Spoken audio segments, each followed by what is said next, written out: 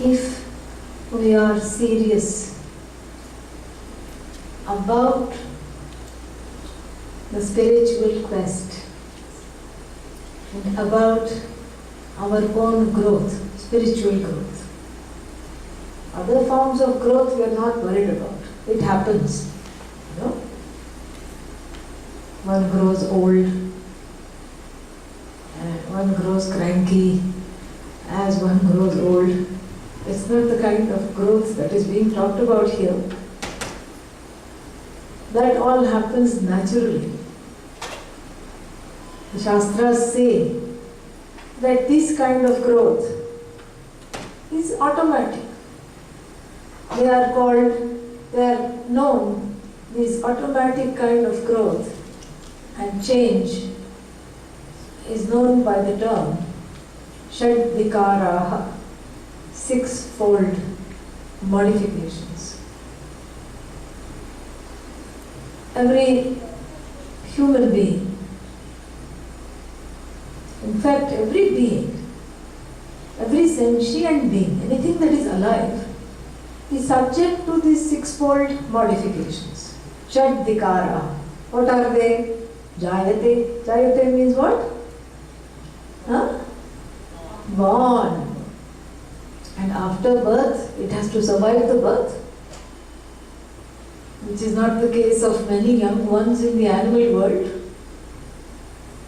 You know, the elephant is giving birth, giraffe is giving birth, and then there will be some predators, the lions and tigers waiting, circling, thinking our lunch is being born. That is what they are thinking.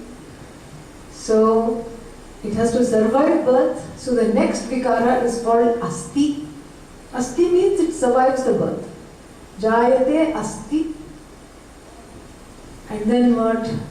Vardhate. If it is asti, if it survives birth, then it grows up. Grows up. So should I speak for half an hour or how long I forgot? Okay, I'll finish around 8:30 so that people can have some time for questions or whatever needs to be done. Jayate, asti, and then if it survives birth, then vardhate. Vardhate means grows up, grows tall, grows big, and then the animals grow sideways, human being grows up, like that. Urdhvam, animal grows sideways, tiryak, vardhate. And then after it grows up what? Viparinamate. Viparinamate means blossoms, becomes capable of reproducing. Up till now it sounds good. Afterwards what? Apakshiyate. Apakshiyate means starts to decline. Eyes don't see, ears don't hear. What about the mind? The mind also declines. Most of the time you have to say, never mind about the mind. Mind also goes. Sight goes, strength goes, all the sense organs. Jarayanti tejaha, the sharpness is worn off. And then what? Vinashyati. Apakshiyate, vinashyati. Vinashyati means gone, is destroyed. This is the life cycle of all the jivas. Every jiva has this particular life cycle. So whether you talk of dog, cat, cow, human being, they all have the same life cycle. Jayate, asti, vardhate, viparinamate, apakshiyate, vinashyati. And then we start to think, with other animals this is not a problem. If they are allowed to go through these sixfold cycle, then they are okay. They are fine. If a cow is allowed to grow up, it is not part of the meat industry, and it grows up happily as a baby, and she has some pasture to graze, and then she grows old, she dies. This is all that she expects from her life. No cow thinks I want to go to America, Indian cow. It does not think that, it does not apply to American consulate for visa. Please send me, I want to go to America. No, dog also thinks like that. And in fact, there are all these shows, dog show, cat show. It's not for the dogs. It's for the human beings. Yeah. Because if you give the dog the certificate, you are top dog, here is your certificate, it will eat the certificate. It is not concerned about keeping it, So this is for the human being. And when we look at the cycle of the human beings also have this six-fold cycle. But unlike the animals, we are not contented with this six-fold cycle.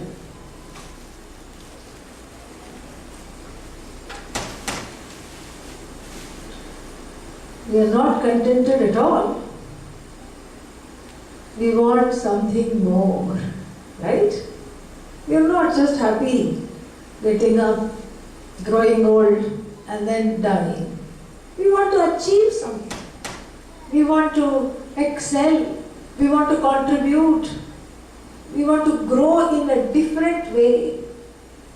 Everyone wants to grow in a different way.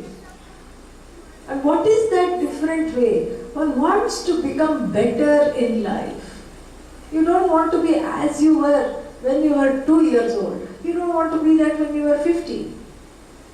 At age 2, the children snatch whatever they want. They don't care, this doesn't belong to me, this should be respected. No such thoughts. They just snatch, grab. They're not aware of other things around. They just grab and then go. That's how it is. And if they're scared, they will bite, they will hit. At age 20, we don't expect to behave like that, much less at age 50, 60. We want to grow to be better. There is this innate desire to better ourselves. This the cow and the dog and cat do not have. There is this innate desire that I want to be better than I was when I was, in my childhood, in my early youth. However I was, I want to be better. And with experience, we feel like we know more in order to do that. Every day, I can be a little better. Better in what sense? This is what we call the spiritual growth. Yes, better materially also. I want to be successful. I want to have abundance. I want to have prosperity. I want my dreams to come true. I have goals. I have desires. I have ambitions. I have all these things. I want to achieve all these things. But achieving the material prosperity still leaves one somehow high and dry in life. It's not enough. A certain kind of a jadedness, routinization takes place in the heart. Especially in the West, it's very much, starkly brought out. Everything is backward. You work for 5 days in order to have 2 days off. And then those 2 days you can't do anything because you're so tired, you're just catching up. Then you work for a whole year in order to have 2 weeks off, correct? And then in that time you want to go to India. And then you come back more tired because there, you had so much fun, there is no time, and you have to go back to work. Then you work the whole life in order to retire. This is all funny. So in a way, this drive for material success comes at the cost of the other desire which is equally strong, spiritual growth. These are not incompatible. As the Bhagavad Gita tells us, as the Shastra tells us, this is not incompatible. Even in the Ishavasya Upanishad, these two committed lifestyles are given. Ishavasya idam sarvam yat kinchit jagatyam jagat tena tyaktena bhunjithaha ma gridha kasya svidhanam. So the first first path here given by the Isha Upanishad is to say that look, I'm only going to focus on the spiritual growth. I don't want dhanam, I'm not going to look at other people's lives and what they are striving. I'm just going to go to the orange path. What is this orange path? Renunciation. You know, if one is ready, it's a good path. Again, that is a very big if. You know. Yeah, very big if. Sannyasastu mahabaho dukkhamaptum ayogatah. So this renunciation is actually something which is the goal of all human beings according to the Hindu Dharma. But Lord Krishna reminds us in the beginning of the 5th chapter of the Bhagavad Gita that it is very difficult to attain without what is called yoga. What is yoga here? Preparation. Karma yoga, preparation. So without preparation, it is extremely difficult to attain. What? Forget outer renunciation, even a state of inner renunciation. Renunciation from what? From all the things I think I need to make myself secure. That is what the renunciation is from. It's not that I'm giving up money, giving up family. It's not about that. Usually the family and the money, these are the two primary things. What do they represent? They represent a certain kind of security.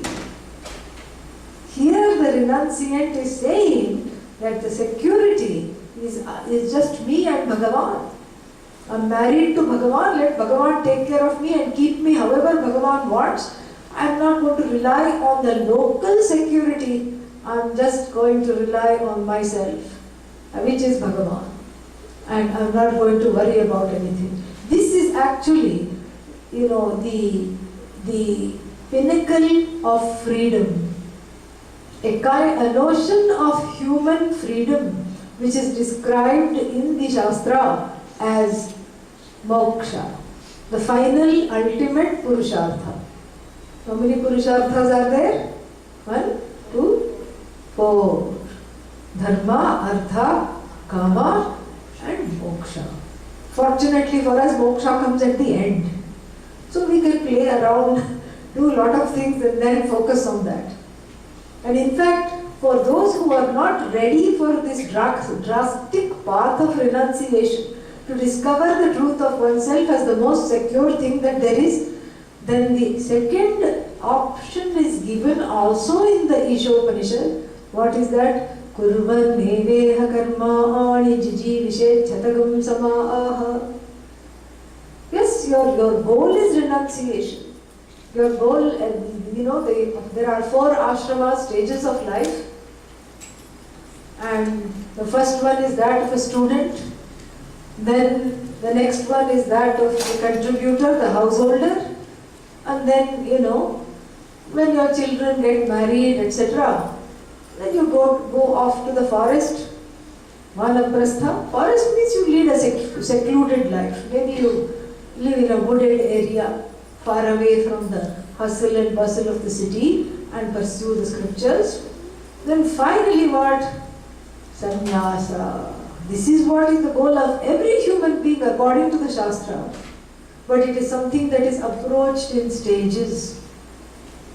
So while the dog and the cat are happy with this 6-fold, cycle of growth, the human being is not.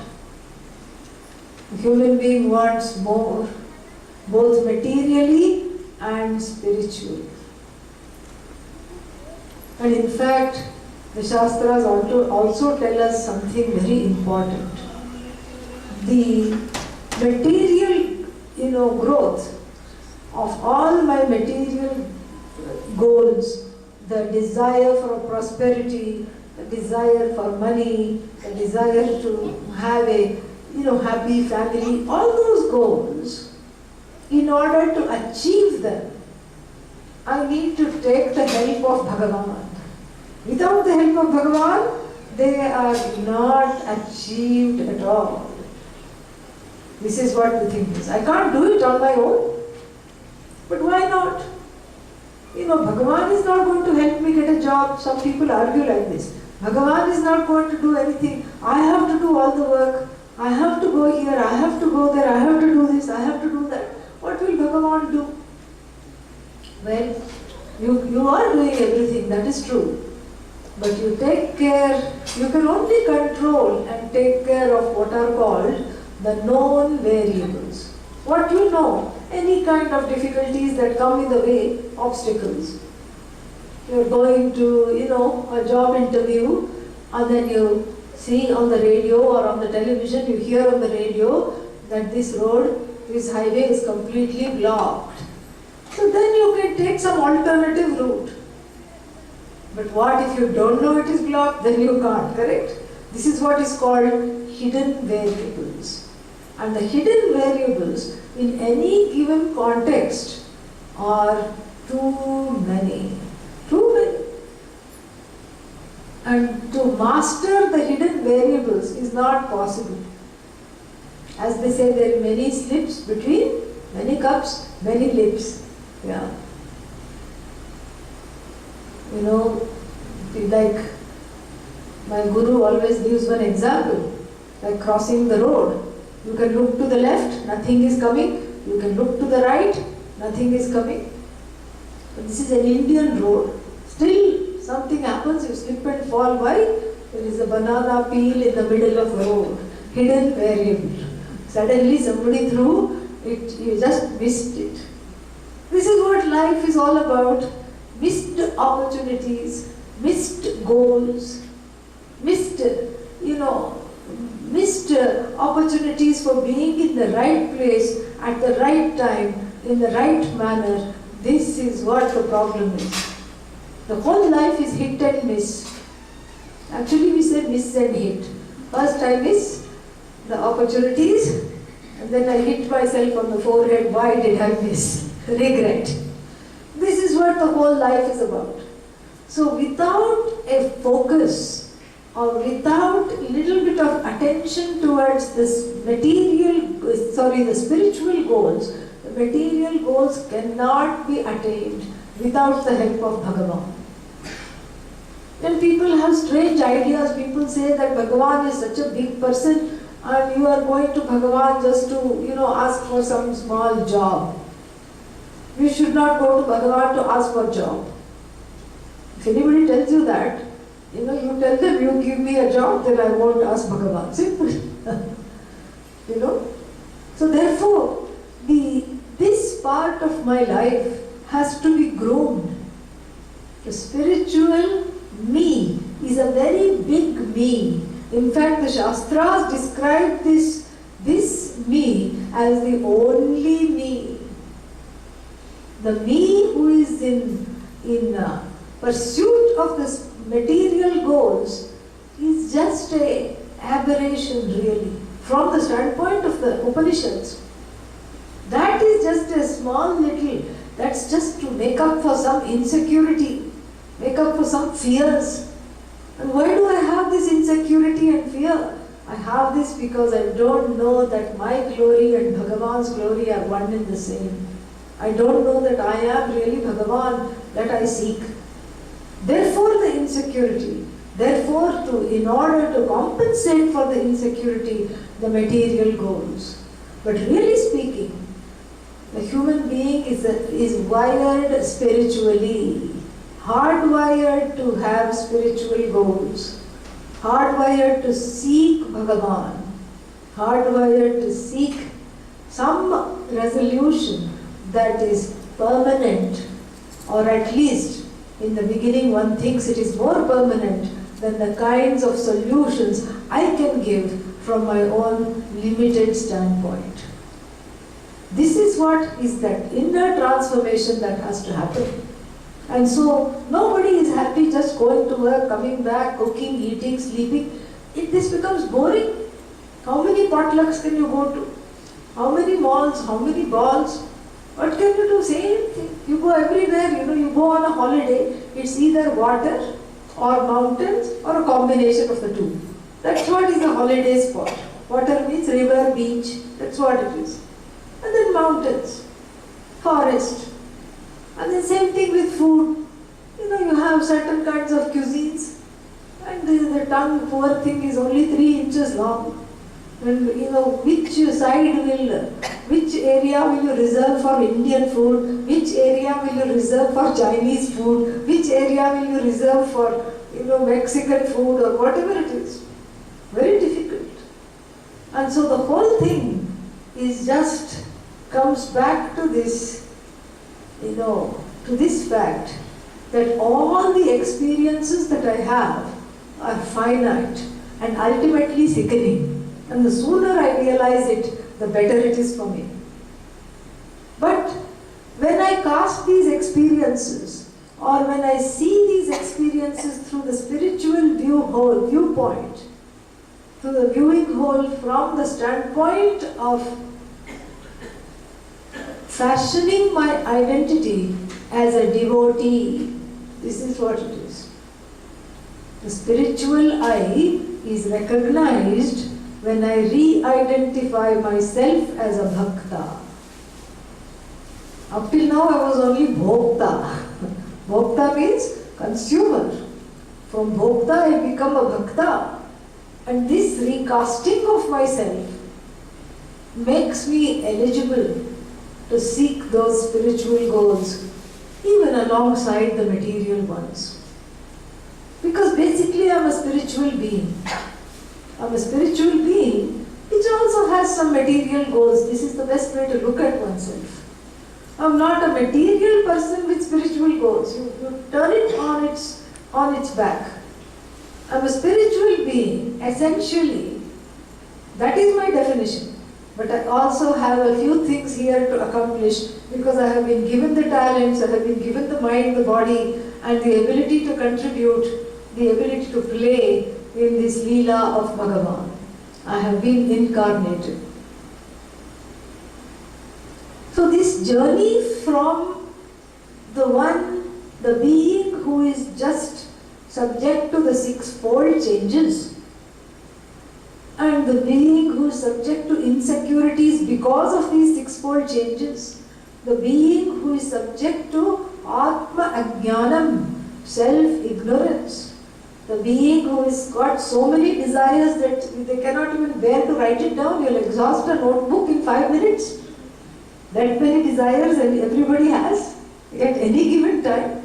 That's why when you stand in front of Bhagavan, you don't know what to pray for because all the desires come at the same time. So from this being, to grow into a spiritual being, we need some bridges. We can't just, like Hanumanji, who was the topic of the last bhajan we heard, we can't just leap. Hanumanji leaped from Rameshwaram to Jaffna. He leaped, big leap. He just jumped. We can't do that because it's a quantum leap. Because when I identify myself as a material being, there is a certain clawing or a sticky velcro type nature to this quest. Because the more I have these material goals and the more I am trying to gain them, what is happening is that the more entangled I get in them. So I get on this karma karma phala, punarjanma, karma karma phala, punarjanma, roller coaster.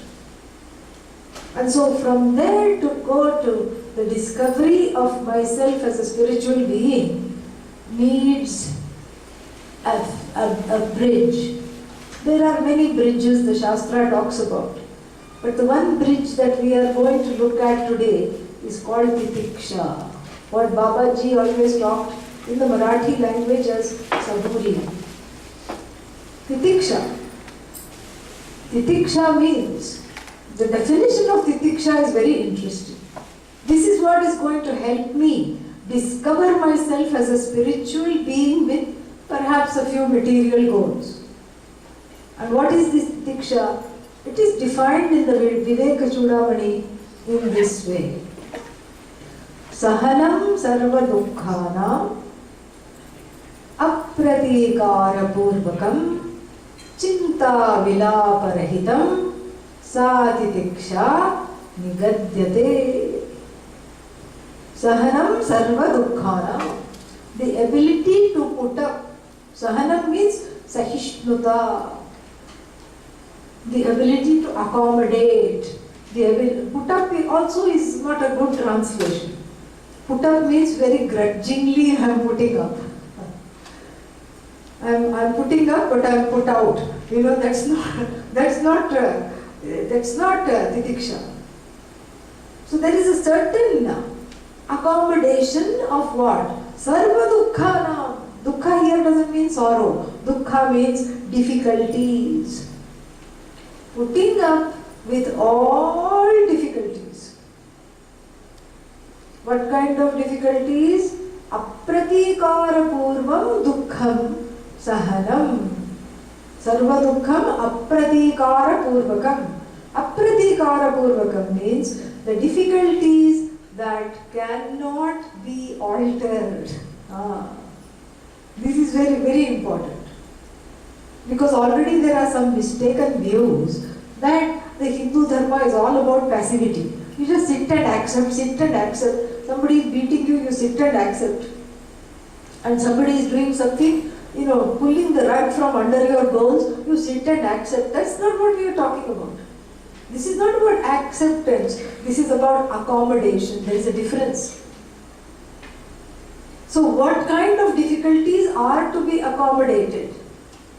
Apratikara purvakam. Apratikara purvakam means those difficulties over which I have no control to change. Those difficulties that I can change, please go and change. That is in your control to change, go and change. Don't sit there and say, oh, I have to have titiksha. That's not titiksha, that is called laziness. Yeah, there is a difference. We are talking of those difficulties over which I have no control. Like what? The hot weather outside. One can complain, so hot, global warming, so hot, 100 degrees, how hot, how come rain is not coming? So hot. But from the standpoint of the season, it is appropriate. That is how it should be. And so the whole 3 months of the summer goes saying so hot, many times a day. And then what happens?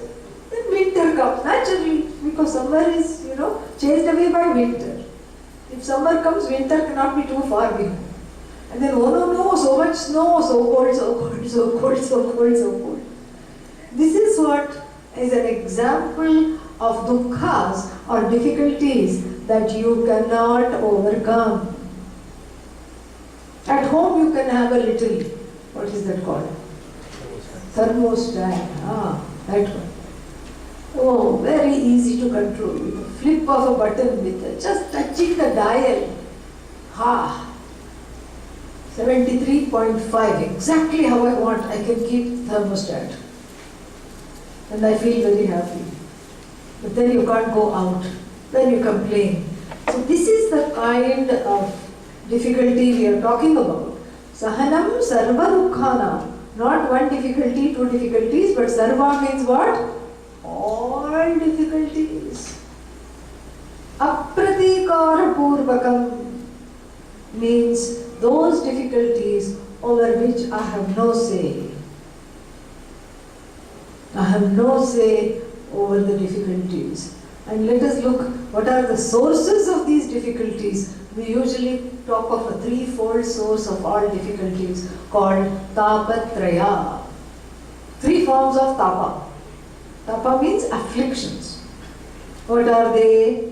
What is the first kind of tapa? It is called Adhi-daivikam, centered on Bhagavan. Like the examples we have seen. Hot, cold, rain, storm, all these things.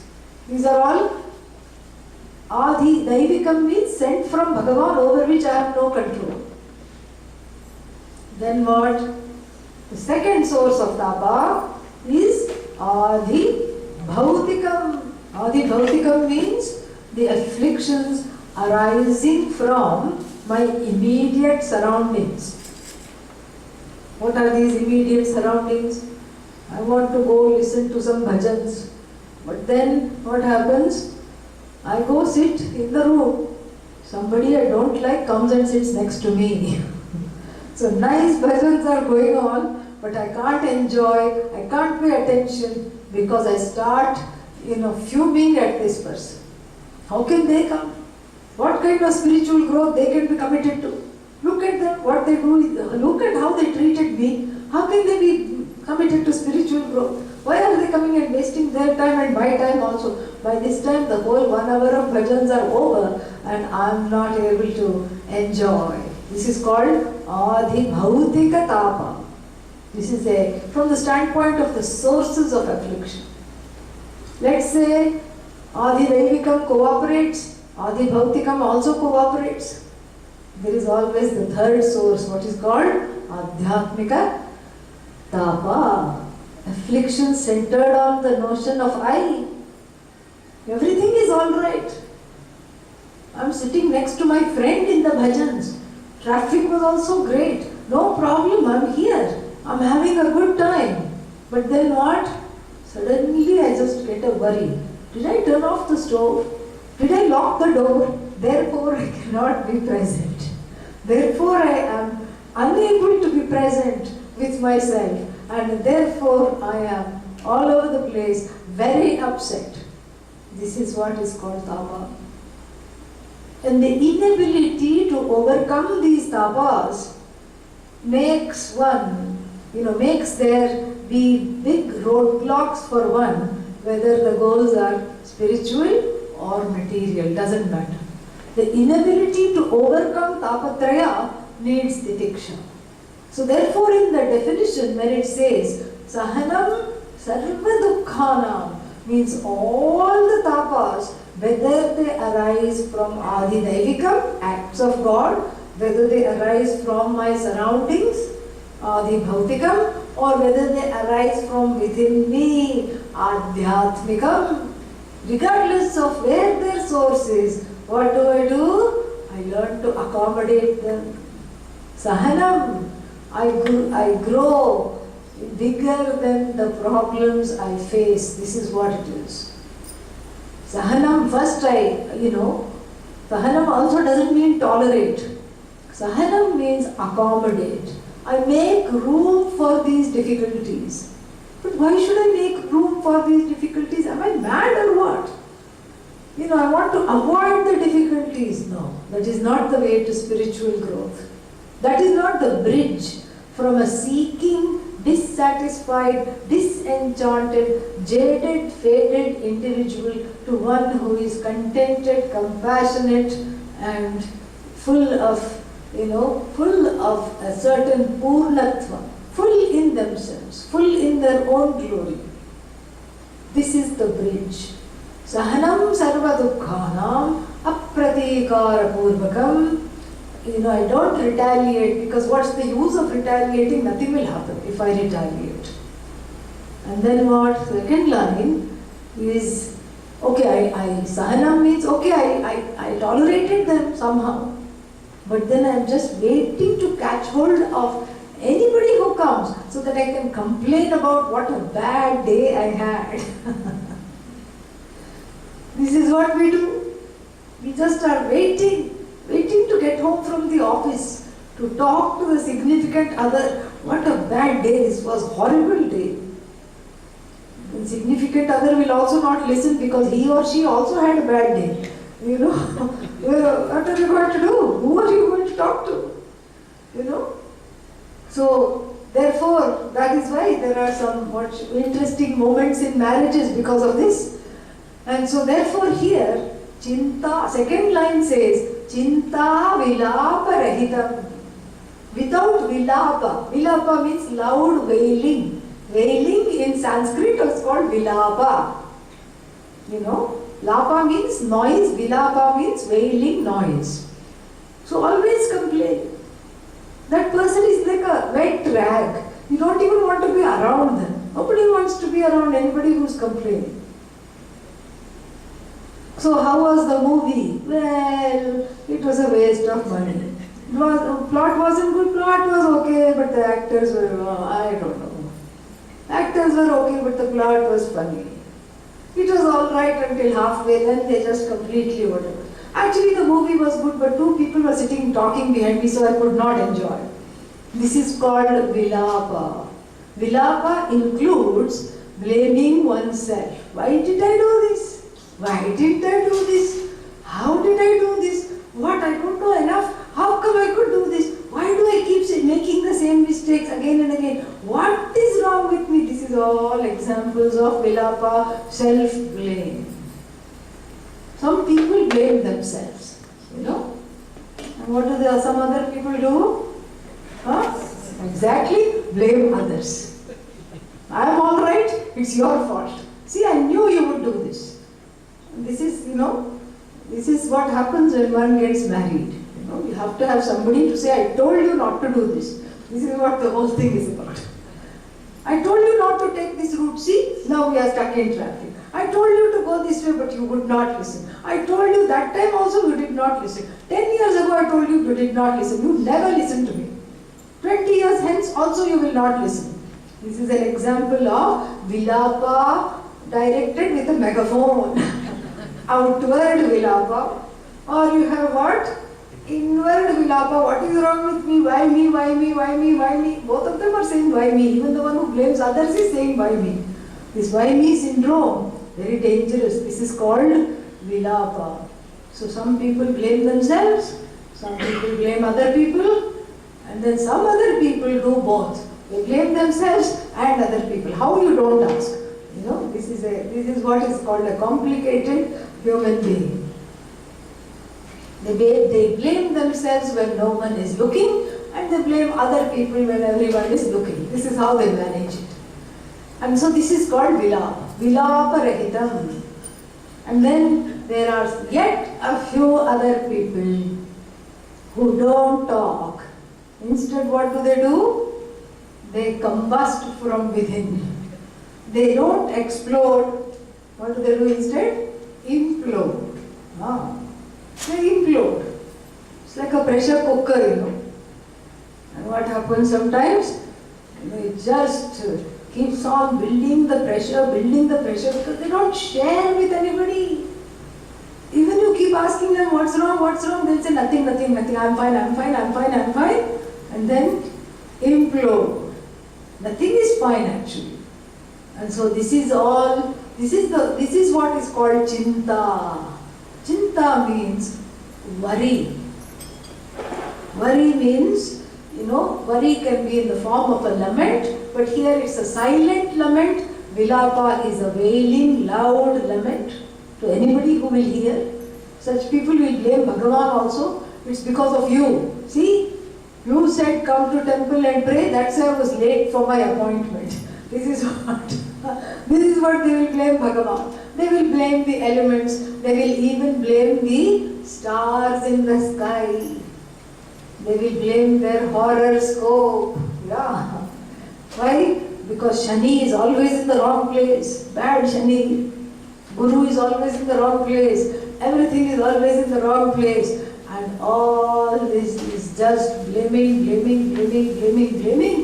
And then this is all part of Chinta and Vilapa. The blaming is done either outwardly or the blaming is done inwardly. The Vilapa is, when it is loud, it is called Vilapa, the blaming, and when it is silent, it is called Chinta. Both of these are inimical to spiritual growth. This is what is said in the teachings, in the Vedas. Chinta is inimical to spiritual growth because the mind is not available for enjoying the bhajans, for enjoying myself as a devotee, for discovering myself as a devotee. The mind is not available to just be one with everything. The mind is not a contented mind. There is no sukha there. Sukha comes to a mind that is already contented. In fact, the one who is happy can be happy with everything outside. You have to be happy inwardly, cheerfully, greet whatever comes in life. So the people who are prone to chinta, are making themselves, making their chances of happiness go down. Discovering themselves as happy is not an option for people with chinta, because the mind is constantly a storehouse of exploding bombs of regret and blame. This is what chinta is. And worries about the future. What can you do about the future? You don't even know what your next thought is. How can you control the future? What is your next thought? Do you know? Can anybody tell? No. How can you control the future? You cannot. And even if you worry about the future, when are you worrying? Now. Correct? You're worrying now.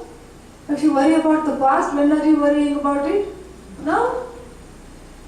So all regrets in the past are not happening in the past, they are happening now. In fact, in the part of chinta is focusing on the past, focusing on the future. We just compromise the present. The present is lost. And in fact, the present is the greatest present from Bhagavan, because it is free of sorrow. But how can you say the present is free of sorrow? Are you sad now? Yeah? Show some signs of life, you're scaring me. Are you sad now? No? Now? How about now? Now? Even if you say yes, I'll say that now has gone. Now is now. Now are you sad? You can never say yes. Because that is the nature of the I.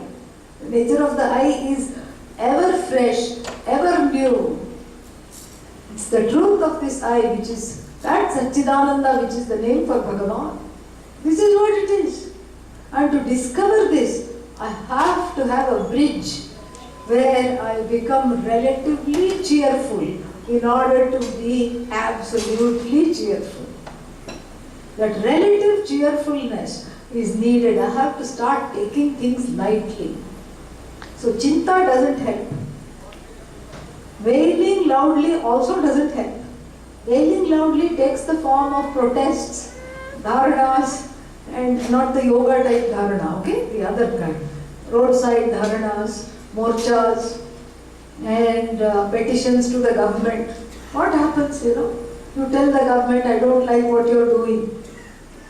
It just serves as a little venting, that's all. Nothing happens. And so the one who is focused on discovering the truth of oneself as a spiritual being, and who is for whom the spiritual growth is important, this chinta and vilapa must be given up. Chinta vilapa rahitam, a mind that is free of chinta and vilapa when faced in the face of all difficulties that cannot be overcome. Such a mind is a mind that has titiksha. This is the mind that I have to cultivate. You cannot say Bhagavan will give me this mind. Bhagavan cannot give you this mind, because Bhagavan has already given you the mind. Bhagavan has also given you the ability to fine-tune the mind. A mind that is reactive constantly is called prakrita buddhi. Just like nature made. This is what we find among animals. You go to the dog. You go to the dog and then the dog growls. Out of a sense of programming. This happened to me once. Somebody invited me to their house for bhiksha. They had the dog, a small dog, not scary. So I went there and the dog saw me and immediately went to its food bowl, sat near the food bowl and was growling softly to itself. So I asked the host, what is it doing? No, it is the habit of this dog. What is the habit? Anybody who comes, it thinks that they are going to eat my food. So then I assured the dog, I have not come to eat your food. I had to do that.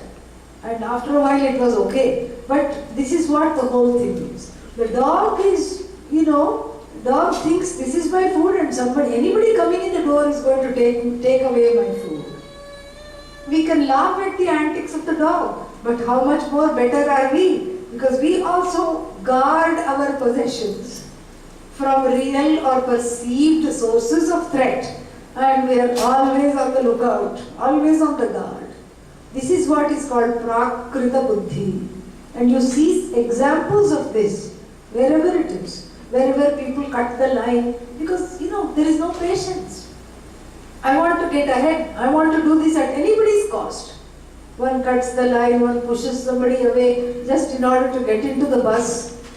And unfortunately, the land that has taught us Titiksha, we see this often in India because there are so many people and the resources appear to be few, and there is this feeling of scarcity. It is not real, it's a feeling. This notion of scarcity and Titiksha are very, very far away from one another. So if I wish to cultivate Titiksha, I have to have some steps to follow. So the first one is to understand that this insecurity and this notion of scarcity that I am suffering from have nothing to do with my nature or with the reality of how things are. This scarcity is a notion that I have to overcome. How? Through bhakti. Because when I have to surrender this scarcity at the altar that is called Bhagavan. And Bhagavan being limitless, the scarcity becomes part of the limitless, gets subsumed in the limitless. Everything limited goes and all that remains is the limitless. This is how I recraft myself as a devotee. And in so doing, I get some kind of a temporary relief from scarcity. And the more I am able to address this scarcity, you know what happens? The more titiksha I have, the more I am able to accommodate people. This is very, very important. Nothing is so important as getting ahead of everybody and doing this. Why? No, but everybody is also pushing. Let them push. Why you also have to push? So this is all what is called this sheep flock mentality of reactive behavior is what is called prakrita buddhi. These are all examples of prakrita buddhi. We see this in the animal world. This is what we see in the animal worlds. What is that Darwin said? Survival of the fittest. Fittest means the one who can eat up other people around. Eat up the competition. Maim the competition. This is what they do because they are programmed to survive in this particular way. And you see this in the animal world. The animals outwit one another. The animals go for something. And if somebody threatens them, even if it may be their own cub, the lion's cub, after it grows, if it threatens the lion will attack it. There is no sense of, okay, this is out of bounds. So this is what is called prakrita buddhi. But we don't have this. Why? Because we have parents, we have acharyas, we have had an upbringing. And the point of a human life and this human upbringing is to grow from being a prakrita buddhi to a samskrita buddhi. What is samskrita buddhi? A buddhi that knows Sanskrit. Correct? No. Samskrita means well done. So buddhi that is fine-tuned to accommodate, to respond rather than react, to accommodate rather than just completely be intolerant of everything. So this is the growth. Some of it is done in school, some of it is done by the parents. The rest of it I have to do myself. This is the meaning of Saburi or Titiksha, where I am in charge of grooming my own buddhi and practicing Titiksha. Because Titiksha is really my own nature.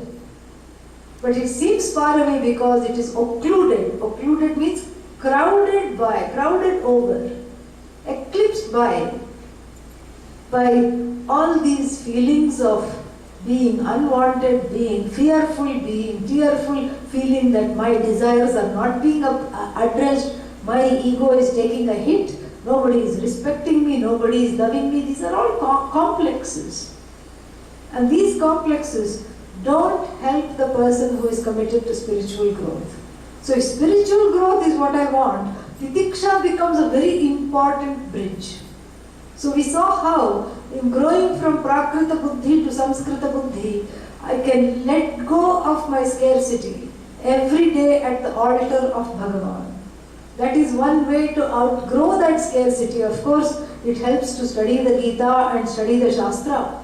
But if one cannot do that, the minimal that one can do, if one feels one doesn't have the time for, Gita study, the minimal thing that one can do, the most minimum thing, is to have a relationship with Bhagavan, is to let go of that scarcity at the altar that is there every day and come under the refuge of Bhagavan, just like the child comes under the refuge of its parents if something scares it. Scarcity is called so because it is scary. That's why it is called scarcity. And so, to overcome the scarcity, I seek the grace of Bhagavan. I go under the refuge of Bhagavan. That is how to overcome the scarcity. And again, in growing from Prakrita Buddhi to Samskrita Buddhi and developing Titiksha, another thing is very important. And what is that? It is to be identified, to be able to incisively and decisively identify the source of my pain or difficulties. It's like sometimes the person will be crying. What is happening? My whole body is paining. Okay, let's take you to the doctor. This sounds serious. But the doctor has Titiksha. So the doctor quietly looks. Doctor has seen many such patients. And the doctor says, where does it hurt? Everywhere, the person says. Everywhere means left side or right side? Well, looks like left side. Okay, now we got one side. Left side, upper half of the body or lower half of the body? Lower half of the body.